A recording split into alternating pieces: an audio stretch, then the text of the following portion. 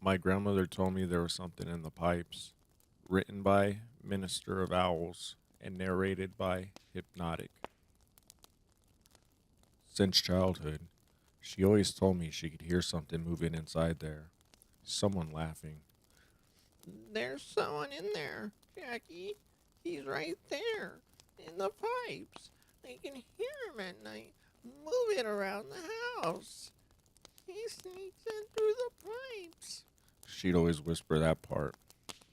My mom would come and get me by this point, grasp my shivering hands, and make Grandma swear not to tell me any more stories.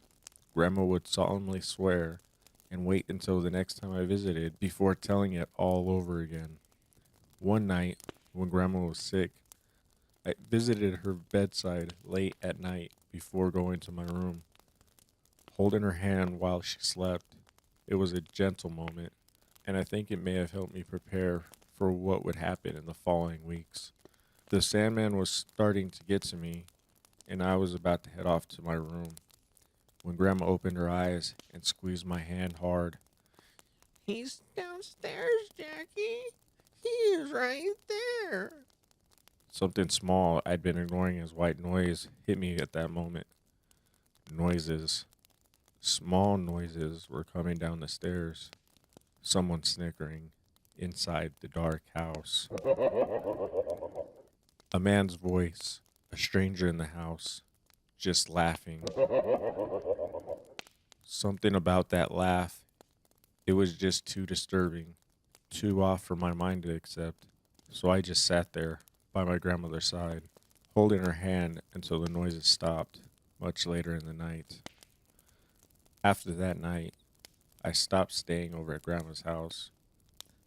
A few weeks after that, I was reading comic books when my parents told me to go play outside with the dog while they had a talk. They looked serious. My mom would later tell me she cried during the talk, how she agreed that she had to face reality and tell me about her mother, how she'd been missing for 2 days. But I was outside, looking for my dog. I was tracking his footsteps. They led me into the woods bordering on my house, to a pool of where all the town's sewage spewed out from an open, massive drainage pipe. It was here where I saw him, where I saw his mangy hair in the water, where I saw his still body floating in the lake. I jumped into that pool, not knowing whether if the water was toxic, not caring. Did he drown? That was all that was in my mind. Yelling and screaming, I waded through the gunk to that brown patch. As I got near him, I grasped his coat and pulled him up. The same second I dropped him. His head had been bitten off. I was standing, waist deep in the water, entirely paralyzed, when I saw her naked body, floating right at the mouth of the drainage pipe. My grandmother's face stared at me with cold, dead eyes. Her skin was covered in bite marks, human bite marks. Something had been chewing and gnawing on her. I was about to scream when the sequence of events stole my voice. A hand came out of the pipe and grabbed her hair. It dragged her inside. A horrible chewing sound started, and then the giggling. Mom told me later I came up to the house, drenched in waste but completely silent.